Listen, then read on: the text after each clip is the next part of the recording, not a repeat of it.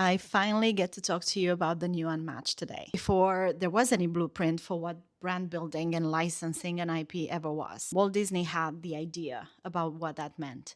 Outside of the world of entertainment, I always realized what a wide space there is in terms of understanding the power of IP. I've worked for heritage brands for a long time. CMOs and CEOs and marketing directors make decisions without compounding.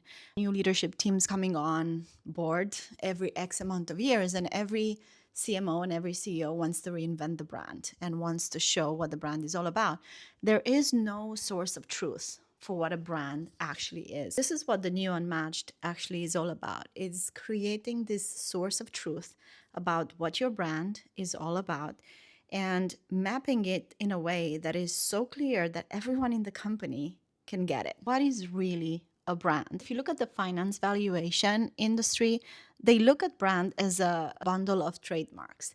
That's not a good enough definition because there's so much intangible value to a brand that is not measured.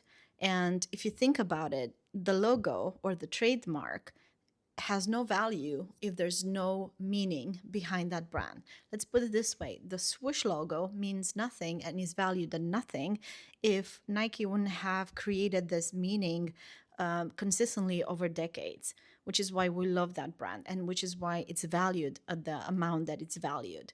We are proposing a new definition because the work that we do is actually upstream from the finance evaluation industry, who basically look at what the brand already has and works downstream into measuring it and valuing it. We work upstream into mapping, coding the meaning and the IP, not just the trademarks, but the product IP and the human IP in the company, and also then giving the leadership teams a much clearer view on how they need to make decisions in the future. This is important today more than in any era of brand building. I hear so many founders complaining about the fact that it's the worst era to build a brand, and I disagree. I think it is the best era to build a brand. Heritage brands have a huge advantage.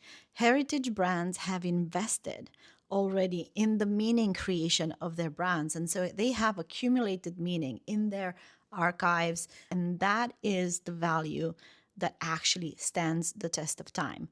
And especially in the AI generated era where anyone can build a brand from scratch in seconds, the barrier to entry has gone dramatically down, but that means nothing. Anyone can copy anyone, but that doesn't mean that they can copy the meaning. We work with heritage brands to map their IP into working capital. Everything that you have accumulated over time and sits in dusty folders, boxes somewhere in archives that nobody goes to, or it's really hard to have access, and there's so much information that you can't really know what is important, and you don't really have all of the context mapped out because there are products that have been developed years ago and the context around why they were created is not there. That is the most important part that needs to be mapped, and that's what we do through our strategic advisory work. It is only a coincidence that I'm wearing a Mickey Mouse t-shirt today as I'm wearing in that picture, I promise. Everything that I do at Unmatched is based on what I've learned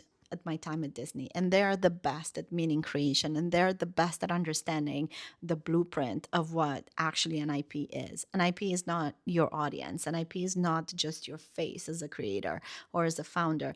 An IP is the meaning that you have co-created over time with your audience, that when they look at you, when they follow you, when they watch you, when they listen, there's something being mirrored in themselves. AI is going to simply democratize content, and I think it's a good thing. It's going to put some pressure on creators and brands to understand what else can they do differently. What is the real value in what they do versus just content? I think for the longest time we've been prisoners of this attention economy, and I think it's time to move on into what I call the meaning economy. Gen Z, millennials, every type of consumer has always demanded exactly the same thing. Meaning, it's not just aesthetics. It's not just the cool, entertaining content, the reason why they want to bring your product into their home, into their universe, is because it makes them feel in a certain way. So remember, it's never about you, it's always about the meaning that you can co create with your audience.